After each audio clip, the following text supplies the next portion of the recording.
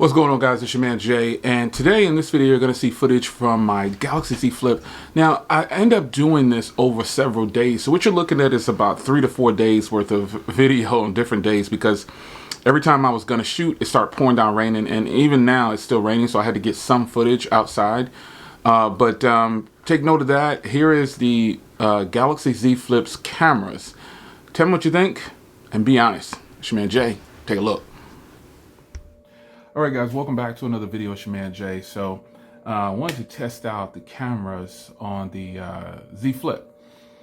This is the front camera, and I will give you rear camera footage as well. This is obviously the live focus video with the black and white filter on, and I think this is probably one of the coolest. I really like this in the other Samsung devices too, and I'm glad they included it with this device.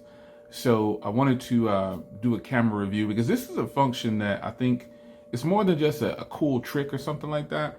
It's actually really useful. So, and it's also a matter of keeping you in the frame. It keeps people focused on you in the video. I've been shooting, believe it or not, I've shot videos before, and I've had people post, we don't want to see your other chair in your office. We don't want to see pictures on the wall. I'm like, are y'all serious, man? Attention span is like 0.00 seconds, man.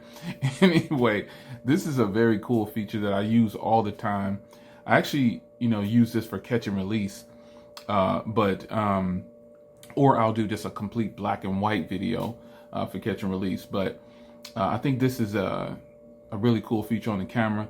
Now I'll switch to a full color shot on here. And I don't even think I have to stop this. I can just go on up and go to regular old.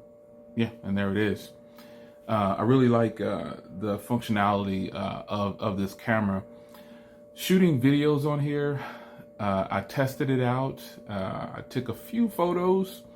I was at Sam's Club and I took a photo, and it was just beautiful. I did the widescreen, and I did just a regular photo. But the front camera does do wide also for video and photos. So now we'll turn off this beautiful feature right here, and we'll get back to just some regular footage. Let's go. All right, so here is the camera for the rear. Now the rear is something that I've really been trying to decide on, if I want to shoot in 4K 60 only, but I'm gonna go ahead and switch the camera to 1080p, because that way I can give you the wide angle shot. But nonetheless, the footage that comes from this phone is just incredible. And by the way, this entire video will be edited on this phone too, using PowerDirector Pro. So if you don't use PowerDirector, I suggest you really go ahead and pay for the paid subscription, the paid version, and I think you'll really save yourself a headache. Now, one thing about shooting with the phone on the tripod, I can only put the phone on the bottom portion, which to me that kind of helps a little bit, because this part becomes like a viewfinder. So I wanted to go ahead and shoot this video and let you know you can't put this phone on the tripod, even though it's a folding device. The bottom half is free of any kind of buttons or anything. And I say that because my Sony device, wow, man, it was a piece of work. My Sony Spirit 1, I had to put the phone like barely hanging off the tripod in order to get some footage for you guys, man. So this is a rear camera shooting at 4K at 60 frames per second. Now here is 1080p. I really wish they would allow us to do 60 frames per second footage with the wide angle, but they don't. So this is just a regular straight shot with 1080p, no ultra wide or anything like that. But I wanted to show you at least 1080p with 30 frames per second, because you can't do it at 60. So, but I'm gonna switch to 60. I'll do some wide angle shots in another set, but I want to switch to 1080p 60, because 60 frames per second is by far the best way to shoot your videos. All right, now here's 1080p at 60 frames per second. The rear camera is fantastic at 1080p at 60 frames per second. So is the front camera as well.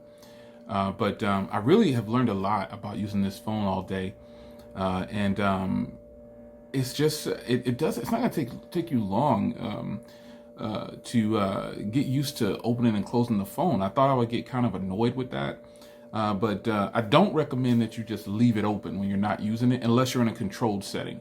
Like if you're in a setting where you're going to be the only one at your desk, or you're going to be the only one there, you definitely want to keep it closed. I highly recommend that you keep it closed, you know, to protect that screen.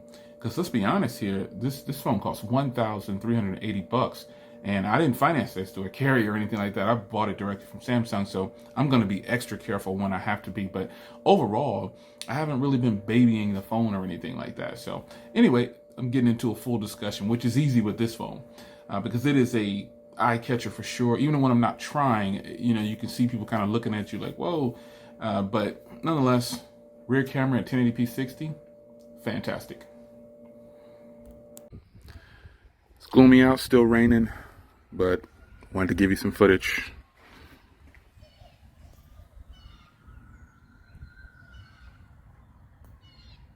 Samsung trying to get like my Pixel with the drop on the leaves. And it's dry on this side, so obviously the rain is shuffling from that side.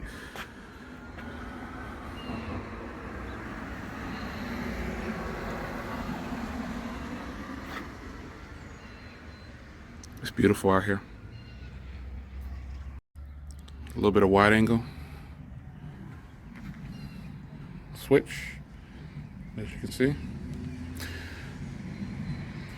One of the few Samsung phones that I have that's pretty accurate. This is the actual colors of the grass right now.